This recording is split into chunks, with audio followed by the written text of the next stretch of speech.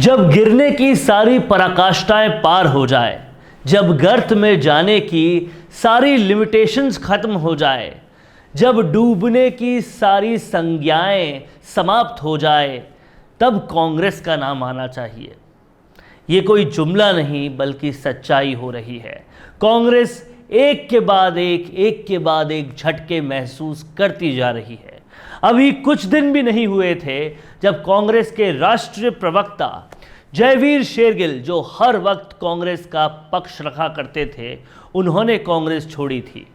उससे पहले ज्योतिरादित्य सिंधिया, आरपीएन सिंह, जतिन प्रसाद, कई सारे लोगों की फहरिस्त लंबी है जो कांग्रेस छोड़ चुके थे। तब ऐसा लग रहा था कि कांग्रेस केवल वही लोग छोड़ रहे हैं जो यंग ब्लड हैं, क्योंकि यंग ब्लड के लिए कांग्रेस मौके दे नहीं पा रही, कांग्रेस मौका देना नहीं चाहती। लेकिन अब कांग्रेस को एक बहुत बड़ा झटका लगा है। कपिल सिब्बल के बाद ओल्ड ब्रिगेड के भी एक बहुत ही पुराने और बहुत ही ज़्यादा कांग्रेस परिवार के करीबी माने जाने वाले गुलाम नबी आज़ाद ने भी कांग्रेस से अलविदा कह दिया है।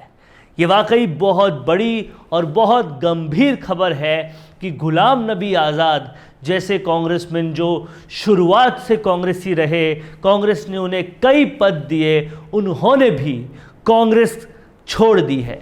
इससे सबसे बड़ा सवाल ये उठता है कि जनता को तो भरोसा दिलाने की बात बाद में रही, क्या पहले कांग्रेस अपनों को भी भरोसा नहीं दिला पा रही कि वो उनके लिए कुछ कर सकती है? और अगर वो ये नहीं कर पा रही है तो शायद यही वजह है कि एक के बाद एक कांग्रेस में विकेट गिरते हुए दिखाई दे रहे हैं। और ये सबसे बड़ा कारण इस चीज़ का बनता जा रहा है कि आने वाले चुनाव में कांग्रेस क्या कर पाएगी।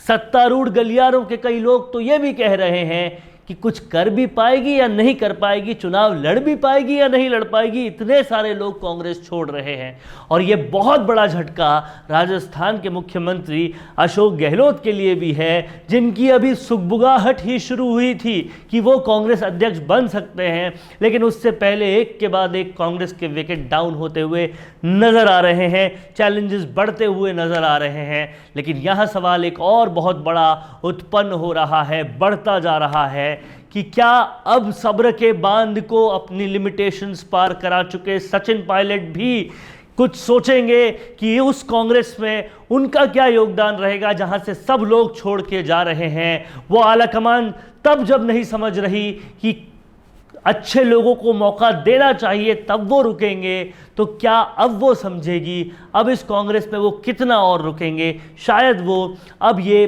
बात सोचें, क्योंकि अब एक के बाद एक कांग्रेस के विकेट गिरते जा रहे हैं। और ये कहना अब किसी भी तरह से अतिशयोक्ति नहीं होगी कि सचिन पायलट के सब्र के बांध के टूटने की भी अब समय आ गया है, क्योंकि अब उन्होंने हद से ज़्यादा सब्र दिखा दिया है।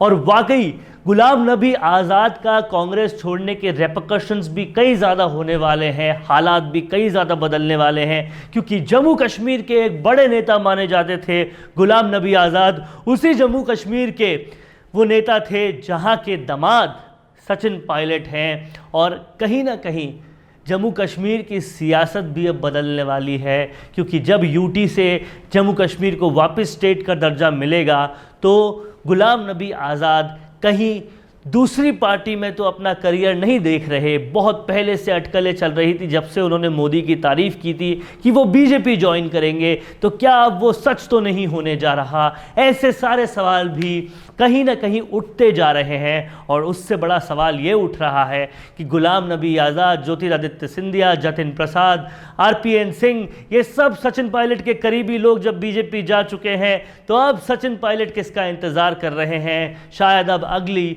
उन्हीं की बारी है, अगला उन्हीं का नंबर है।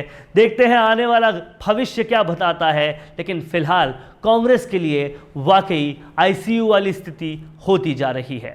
आप देख रहे हैं राजस्थान संवाद। कैसा लगा आपको ये विश्लेषण? हमें कमेंट करके बताएं। अगर ये विश्लेषण अच्छा लगा है तो ज़्यादा से ज़्यादा लाइक करें, शेयर करें और चैनल को बढ़ाते जाएं। नमस्कार।